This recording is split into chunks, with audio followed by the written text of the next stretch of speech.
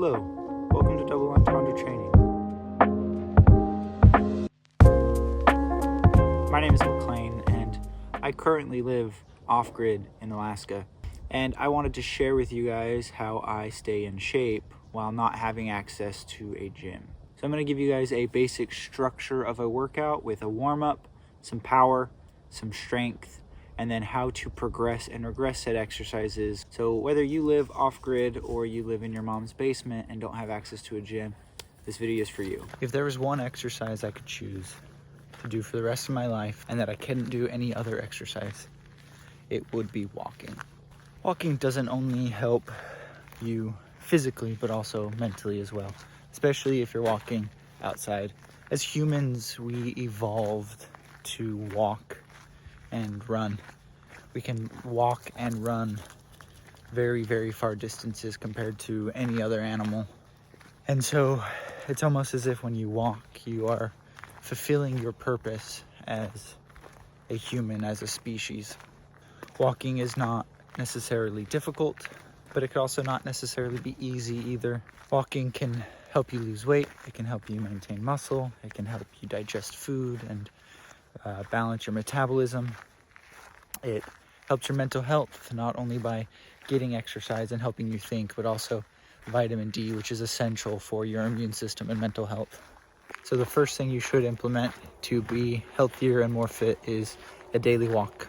Doesn't matter if it's 5 minutes, doesn't matter if it's an hour, just get out, disconnect, and enjoy the outdoors, no matter what weather. Following my walk, I'm going to continue my warm-up. Warm-up should be structured around the joints that you're going to be using that day. This is a full body workout. We're going to primarily hit shoulders and hips. Warm-up should be fairly easy. Again, it's in the term warm up. You're just trying to get your body primed for the exercise. It's not the exercise itself. So this warm-up here are known as Frankensteins. They're here to warm up the hamstrings and get the hips moving. Following Frankensteins, I like to do high knees. This helps engage the hip flexors. Hip flexors in the general population are generally pretty tight because they're weak. Doing exercises like high knees can help engage them and improve strength over time. And just like with the Frankensteins, these can be done up and down a certain distance, or they can be done stationary. This next warm-up has many names. Some call it the best stretch in the world. I've also known it as the lizard or runner stretch. However, you go into a deep lunge, and I like to stretch across, opening up that hip flexor again. Then we're going to come down onto the ground on the inside of our leg and rotate up towards the sky. This opens up your thoracic spine, it opens up your hips, it opens up your ankles, opens up your shoulders. It really can be said it's probably one of the best stretches in the world.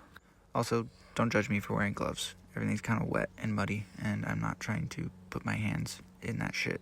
So, this last warm-up is one you may not have heard of. I know it as Brugger's because of the Dr. Brugger who coined it. Either way, stretch your wrists back and your fingers as far apart as possible, and then you're going to try to touch your thumbs together behind your back. This opens up the shoulders and the scapula to help better engage them in different planes of motion. Be surprised how much you feel it. Alright, now on to power. Let's break down what power is first and foremost.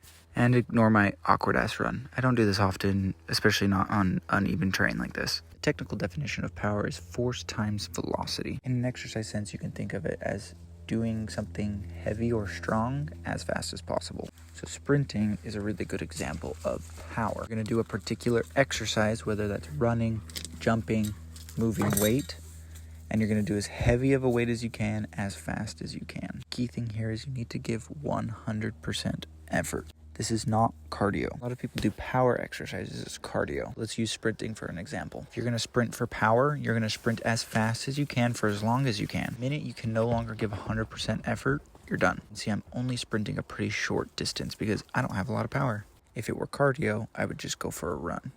Good rule of thumb, if you're doing time-based power movements, maybe around 30 seconds at most.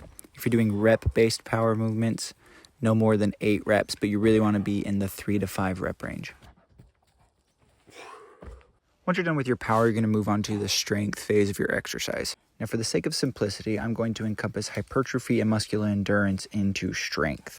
As far as structure goes, you can have a wide variety of structure in strength. 1 to 5 sets of anywhere from 3 to 30 reps. It really comes down to the tools you have at hand, which in our case, we don't have anything. We're using our body weight. So using our body weight, the rep ranges are generally going to be a little bit higher.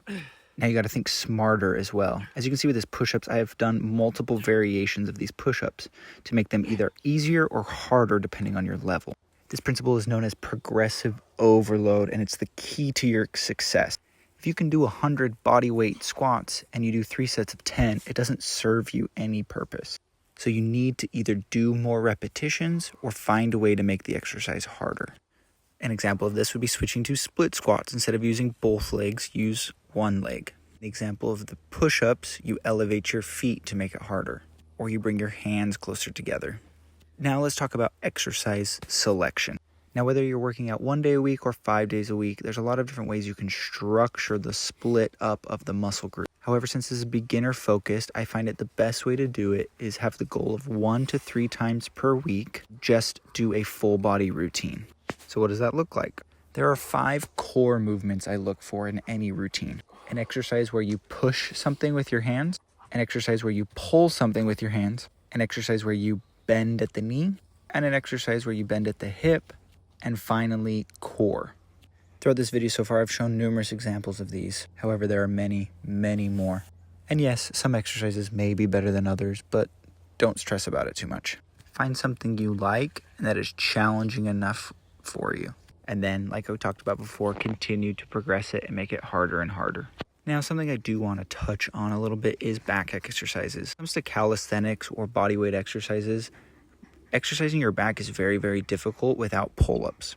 This exercise right here, though, is one I do enjoy and I feel quite a bit. It's known as IYTs. You mostly just squeeze your scapula back together as hard as you can in different positions.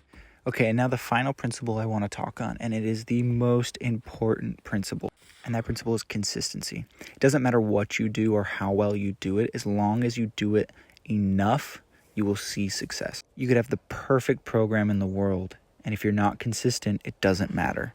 If you've got a half-ass shitty program, but you're consistent with it, you will see progress. As a beginner, exercise can be very overwhelming, but start simple, start slow. And I hope this video was helpful in demonstrating that. So take these principles and take some of these exercises as an example and try them out for yourself.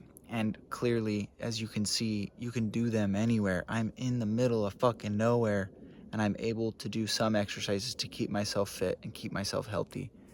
If you still need more help, feel free to check out the link to our Discord, where we have multiple free programs and paid programs if you're looking for something a little more advanced. And check out our other videos where we explain other fitness principles if you want to learn more and dive a little bit deeper into more complicated topics. If you found this helpful, please like and subscribe, and we will catch you in the next video.